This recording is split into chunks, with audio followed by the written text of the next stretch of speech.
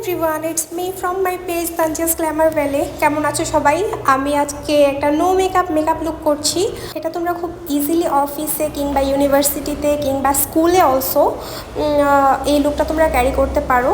তো হচ্ছে আমি প্রথমে একটা ময়শ্চারাইজার দিয়ে নিয়েছি, মাস্ট। ময়শ্চারাইজারের পরে আমি সানস্ক্রিনও দিয়েছিলাম, কিন্তু আনফর্চুনেটলি ক্লিপটা ডিলিট হয়ে গিয়েছে। তো এরপরে আমি আজকে কোনো ফাউন্ডেশন ইউজ করব না, just I am using concealer to hide my dark spot.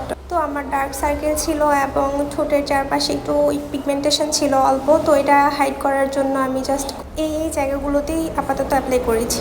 যেহেতু বেসটা আমার অনেক টাইম ধরে লং লাস্টিং করাতে হবে, আই মিন 5-7 ঘন্টা তো অবশ্যই, তো সেই জন্য আমি আমার ক্রিম ব্লাশ অ্যাপ্লাই করছি। প্রথমে খুবই অল্প পরিমাণে অ্যাপ্লাই করার পরে আমার কাছে মনে হলো যে এটা ইনাফ না আমার জন্য, পাউডার সেট করলে হয়তো বা এটা কভার হয়ে যাবে। তো আমি আবার অ্যাপ্লাই করেছি অ্যান্ড দেন আমি হচ্ছে আমার আইব্রোজটাকে অল্প করে একটু শেপ দিয়ে নিচ্ছিলাম। আমি আইব্রোজ শেপের জন্য আবার আলাদা করে কনসিলার ইউজ করিনি। তো এরপরে আমার একটা ট্রান্সলুসেন্ট পাউডার ফুল ফেসে দিয়ে নিয়েছি অ্যান্ড পাউডার ব্লাশও অ্যাপ্লাই করে নিয়েছি।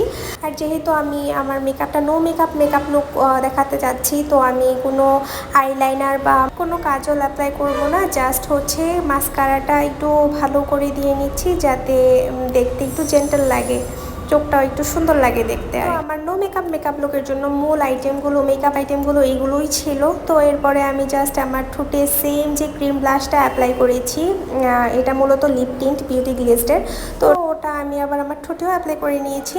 তো এই তো আমার ফাইনাল লুক। আমি জাস্ট ফুল ফেসে সেটিং স্প্রেটা দিয়ে নিয়েছি। আমার ফাইনাল লুক এটাই ছিল। তো আমি আবারও বলছি, এই লুকটা তোমরা অফিস কিংবা ইউনিভার্সিটি কিংবা কলেজ কিংবা স্কুল বা নর্মাল একটা লুক নিয়ে বাইরে যেতে চাইলে এই লুকটা ক্যারি করতে পারো। তো তোমাদের কাছে কেমন লাগলো অবশ্যই জানাতে ভুলো না। আল্লাহ হাফেজ।